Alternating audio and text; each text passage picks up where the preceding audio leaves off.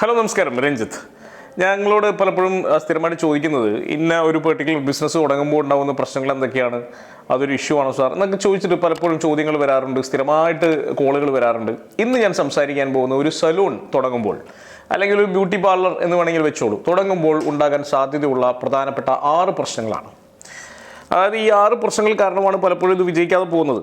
ഇപ്പോൾ ഏറ്റവും ആദ്യത്തെ കാര്യം അത് വളരെ പ്രധാനപ്പെട്ട കാര്യമാണ്, മിക്കവരും ശ്രദ്ധിക്കാറില്ല.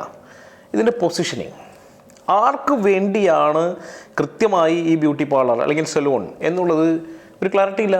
എല്ലാവരും വന്ന് മുടി വെട്ടട്ടെ എന്നുള്ളതാണ് പലരും തുടങ്ങുമ്പോൾ വിചാരിക്കുന്നത്.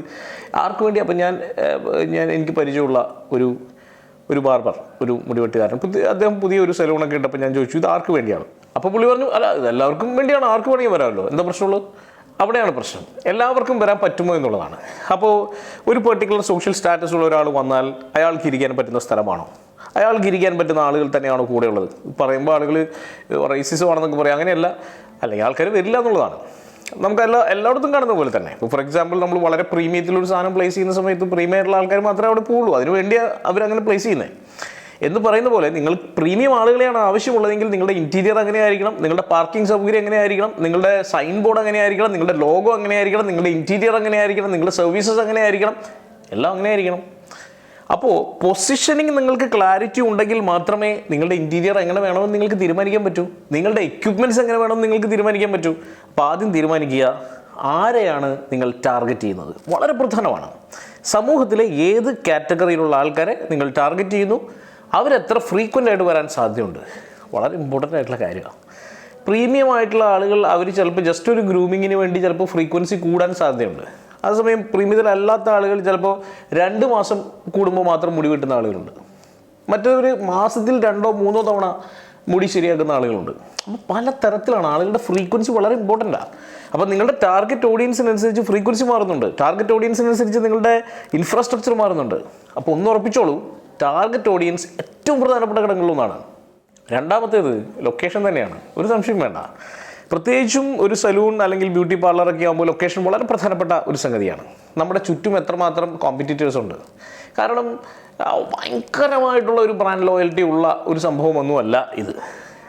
എനിക്ക് വലിയ തിരക്കൊക്കെ അനുഭവപ്പെടുകയാണെങ്കിൽ ഞാൻ ചിലപ്പോൾ അപ്പുറത്തെ സലൂണിലേക്ക് പോയെന്ന് വരാം. കാരണം എന്താ, എനിക്ക് സമയം പ്രധാനമാണ്. എന്നാൽ വളരെ ലോയലായിട്ട് വെട്ടുന്ന ആളുകളും ഉണ്ട്.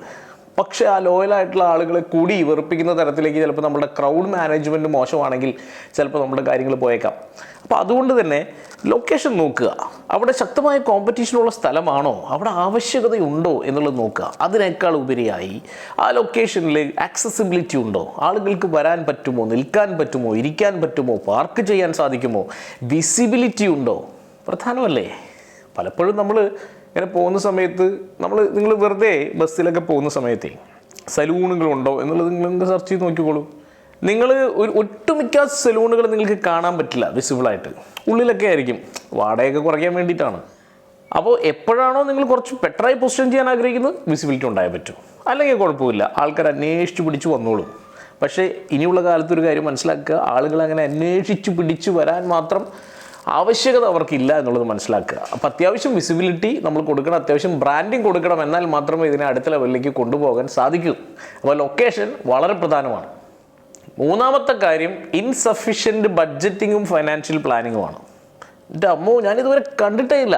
അതായത് പല ആളുകളുടെ അടുത്തും പോയിട്ടുണ്ട്, അത്യാവശ്യം നല്ല രീതിയിലൊക്കെ 5-6 ബ്രാഞ്ചസൊക്കെ ചെയ്യുന്ന ആളുകളുടെ അടുത്ത് പോയിട്ട് പോലും ഫൈനാൻഷ്യൽ പ്ലാനിങ്ങിൽ വളരെ മോശമാണ്. പലപ്പോഴും അവർ ബാക്ക്ഗ്രൗണ്ട് ചിലപ്പോൾ ഫൈനാൻഷ്യൽ പ്ലാനിങ്ങോ അല്ലെങ്കിൽ ഫൈനാൻസോ അക്കൗണ്ട്സോ ഒന്നും പഠിച്ചവരൊന്നും ആയിരിക്കില്ല ഈ ഒരു സെഗ്മെൻറ്റിലേക്കൊക്കെ വരുന്നത്.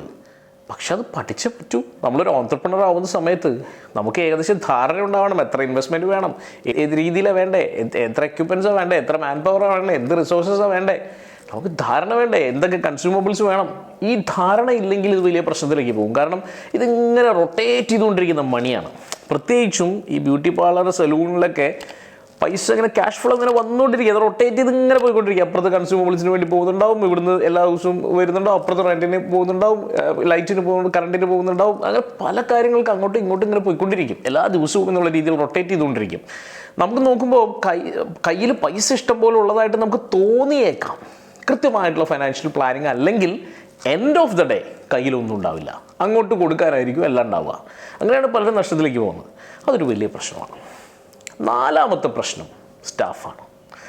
മാൻ പവറാണ് ഇന്ന് അവർ പ്രത്യക്ഷത്തിൽ അനുഭവിക്കുന്നത്. പരോക്ഷമായിട്ട് ഇതെല്ലാം അവർ അനുഭവിക്കുന്നുണ്ട്, അവരറിയുന്നില്ല.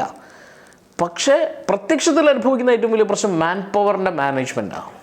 ആൾക്കാരെ കിട്ടുമോ എന്ന് ചോദിച്ചാൽ കിട്ടും, പക്ഷെ ആൾക്കാർ നിൽക്കുമോ എന്ന് ചോദിച്ചാൽ അത് പ്രശ്നമാണ്. കാരണം കൃത്യമായ HR ഇല്ല, ആ ഹ്യൂമൻ റിസോഴ്സസ് മാനേജ്മെൻറ്റ് ഇല്ല, അങ്ങനൊരു സിസ്റ്റം ഇല്ല, കൃത്യമായ പോളിസീസ് ഇല്ല, കൃത്യമായ റെമ്യൂണറേഷൻ ഇല്ല.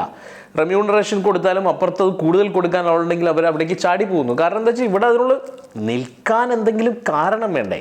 എനിക്കറിയാവുന്ന ചില സലൂണുകളുണ്ട്, നല്ല രീതിയിൽ HR മാനേജ് ചെയ്യുന്ന സലൂണുകളുണ്ട്. 7-8 വർഷമായിട്ട് ഒരേ ആളുകൾ തന്നെ അവിടെ വർക്ക് ചെയ്യുന്നത് ഞാൻ കണ്ടിട്ടുണ്ട്. അതിന് കാരണം അവരവിടെ ഒരുക്കി കൊടുക്കുന്ന സൗകര്യമാണ്, അവർക്ക് കൊടുക്കുന്ന ഒരു വർക്ക് റിലേഷനാണ്, റെസ്പെക്റ്റാണ്, അവരുടെ ജീവിതത്തിലുണ്ടാവുന്ന ഉയർച്ചകളാണ്, സാഹചര്യങ്ങളാണ്. അപ്പോൾ അവർക്ക് ബെറ്റർ ബെനിഫിറ്റ്സ് കൊടുക്കുക, ബെറ്റർ വർക്ക് റിലേഷൻസ് കൊടുക്കുക, ക്ലാരിറ്റി കൊടുക്കുക, പവർ കൊടുക്കുക, വളരെ ഇമ്പോർട്ടൻ്റ് ആണ്. അങ്ങനെ അവരുടെ ലൈഫിനെ കൂടി നമുക്ക് സ്വാധീനിക്കാൻ പറ്റുന്ന തരത്തിലേക്ക് അവരെ നർച്ചർ ചെയ്തെടുക്കാൻ നമുക്ക് സാധിക്കുകയാണെങ്കിൽ ഒരു സംശയം വേണ്ട, അടുത്ത ലെവലിലേക്ക് പോകും. പിന്നെ സ്റ്റാഫിനെ കൊണ്ടുവരുന്ന സമയത്ത് അവരുടെ ആറ്റിറ്റ്യൂഡും അവരുടെ സ്കില്ലും ഒപ്പം തന്നെ അവരുടെ ബിഹേവിയറും ഒക്കെ ഒന്ന് ശ്രദ്ധിച്ചിട്ട് വേണം റിക്രൂട്ട് ചെയ്യാൻ. നമ്മൾ പലപ്പോഴും എന്ത് ചെയ്യുന്നു വെച്ച് കഴിഞ്ഞാൽ ആളെ കിട്ടാതാവുമ്പോൾ നമ്മൾ ആരെങ്കിലും വരട്ടെ എന്ന് വിചാരിച്ച് ഇവരുടെ ഒരു ബാക്ക്ഗ്രൗണ്ട് ചെക്ക് ചെയ്യാതെ പെർട്ടിക്കുലർലി ഈ ഫീൽഡിലേക്ക് ആളുകളെ റിക്രൂട്ട് ചെയ്യുമ്പോൾ അത് വലിയ പ്രശ്നങ്ങൾ ഉണ്ടാക്കും. ഞാൻ പറയേണ്ട ആവശ്യമില്ല എന്ന് ഞാൻ കരുതുന്നു. വലിയ പ്രശ്നങ്ങൾ അതിൽ ഉണ്ടാവുന്നുണ്ട്. ബാക്ക്ഗ്രൗണ്ട് ചെക്ക് ചെയ്തിട്ട് വേണം ഇത്തരത്തിലുള്ള ആളുകളെ എടുക്കാൻ. വളരെ ഇമ്പോർട്ടൻ്റ് ആണ്. സ്കിൽഡ് ആയിട്ടുള്ള ആറ്റിറ്റ്യൂഡുള്ള ആൾക്കാരാണെങ്കിൽ ഒരു സംശയം വേണ്ട, നിങ്ങൾക്കൊരു വലിയ മുതൽക്കൂട്ടായിരിക്കും. അടുത്ത ഒരു പ്രശ്നം മാർക്കറ്റിംഗാണ്. മാർക്കറ്റിംഗ് നമ്മുടെ ഒരു ധാരണ, ഈ ഷോപ്പാവട്ടെ ഇങ്ങനെയുള്ള സംവിധാനങ്ങളാവട്ടെ, ഇത് ഇട്ട് കഴിഞ്ഞാൽ നമ്മളിങ്ങനെ ചാരുകസേരയിലിരിക്കുക, ആളുകൾ വന്ന് മുടി വെട്ടിയിട്ടോ ഫേഷ്യൽ ചെയ്തിട്ടോ ഒക്കെ പോയിക്കോളും എന്നുള്ളൊരു ധാരണയാണ്. തെറ്റാണ്. നമ്മുടെ കാച്ച്മെൻറ്റ് ഏരിയയിൽ സ്ഥിരമായിട്ട് നമ്മൾ ഇവരെ ഓർമ്മിപ്പിച്ചുകൊണ്ടിരിക്കണം, നമ്മളിവിടെയുണ്ട്, നമ്മുടെ കയ്യിൽ പുതിയ സർവീസസ് വരുന്നുണ്ട്, നമ്മൾ പുതിയ ടെക്നോളജി ഉപയോഗിക്കുന്നുണ്ട്. ഇതൊക്കെ ഇവർ അപ്ഡേറ്റ് ചെയ്യുമ്പോഴാണ് അവർക്ക് തോന്നുന്നത് കൊള്ളാം, സംഭവമാണ് കേട്ടോ. അവർ അട്രാക്റ്റഡ് ആവും, നമ്മളൊരു കാന്തമായി മാറും, നമ്മളൊരു മാഗ്നറ്റായി മാറും എന്നുള്ളതാണ്. അപ്പോൾ അത്തരത്തിൽ വളരെ സ്ട്രോങ് ആയിട്ടുള്ളൊരു പുൾ മാർക്കറ്റിങ്ങിനുള്ള സംവിധാനം ഉണ്ടാക്കി വെക്കേണ്ടത് വളരെ പ്രധാനമാണ്. ഇതില്ലാത്തത് കൊണ്ട് പലരും അറിയുന്നില്ല, കയറുന്നില്ല, വക വയ്ക്കുന്നില്ല. അങ്ങനെയാണ് പലപ്പോഴും പ്രശ്നം ഉണ്ടാകുന്നത്. ആൻഡ് ഫൈനലി ഞാൻ കണ്ടിട്ടുള്ളത് ഒരുപാട് പ്രശ്നങ്ങൾ ഇനിയുണ്ട് കേട്ടോ. ഞാൻ 6 ഒന്ന് സമ്മറൈസ് ചെയ്യാൻ വേണ്ടിയിട്ടാണ്. ഏറ്റവും അവസാനത്തെ പ്രശ്നം ലീഡർഷിപ്പാണ്.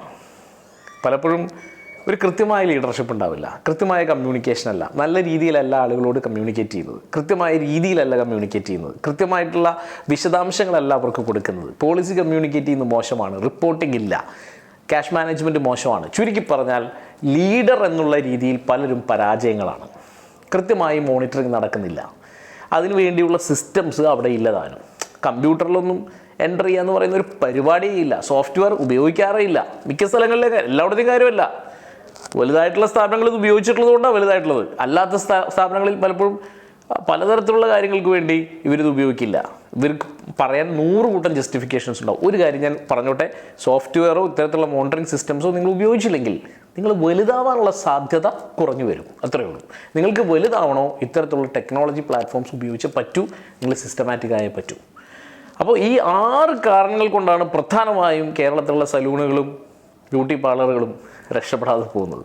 ഇനിയും ഒരുപാട് കാരണങ്ങളുണ്ട്. തീർച്ചയായിട്ടും നിങ്ങൾക്ക് ഒന്ന് സ്ട്രീം ലൈൻ ചെയ്യണമെന്ന് ആഗ്രഹമുണ്ടെങ്കിൽ ഞങ്ങളെ കണക്ട് ചെയ്യാം കേട്ടോ. All the best.